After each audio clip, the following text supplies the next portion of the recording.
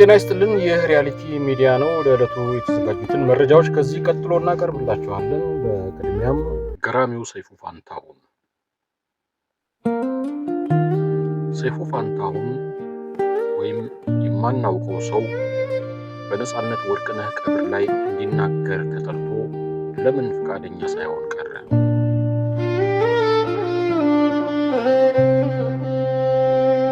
ነጻነትን ወደ ህይወት ለመመለስ ጥሯል። አልተሳካለትም። ምክንያቱን ለማወቅ ፍላጎት የለኝም፣ አልጠይቅም፣ ደግሞም አይነግረኝም። ሰይፉን የምታውቁት የመሰላችሁ ብዙዎቻችሁ ተሳስታችኋል። የሚያውቁት ጥቂቶች ይኖራሉ። ከአሁን ቀደምም እንዳልኩት ሰይፉ ፋንታሁን ቀልዱ ቁም ነገሩን የሸፈነበት ሰው ነው። ቧልተኛ ነው ሰይፉ። አንዳንዴ በትልቅ ቁም ነገር ሳይቀር ይቧለታል። ምን ሆኗል እንለዋለን፣ ገፋ ሲልም እንጽፍበታለን። እሱ ይቀጥላል። ብዙውን ጊዜ ግን አልታደለን ይሆናል፣ መልካምነቱን አናወራለትም። ደግሞ እስከየት አምጥተን እናወራለት? እንደ ሀገር ወግ ልማድ እንደ ዘመኑ ቋንቋ አይናገር፣ ግራው ሲሰጥ ቀኙ አይቀርጽ፣ ወይ ደግሞ አድርጎ እሱ እንዳልፈለገ አድርጎ በጎን አይናገር። ከሁሉም በላይ ደግሞ የሰው ስቃይ ላይ አይጨፍርም፣ ያጣ ሰውን ክብር አይነፍግም፣ ሚሊዮን ብርን አሰጥቶም በሰው ላይ አይፎክርም። እንደ ቀልድ ልፍ ነው የሚለው። ሰውንም መርዳት ላይ በትክክልም የክርስትና መርህ የሚከተል ነው። አንድ ስም አይጠቀስ ያለ ወዳጄ ከአሜሪካ ከዳርፉር የሚለው ብዙውን ጊዜ ውሸቱን ነው፣ ራሱ ነው የሚያደርገው። አንዳንዴ እውነት ይሆናል። ወደ ዋናው ጉዳይ ልመለስ።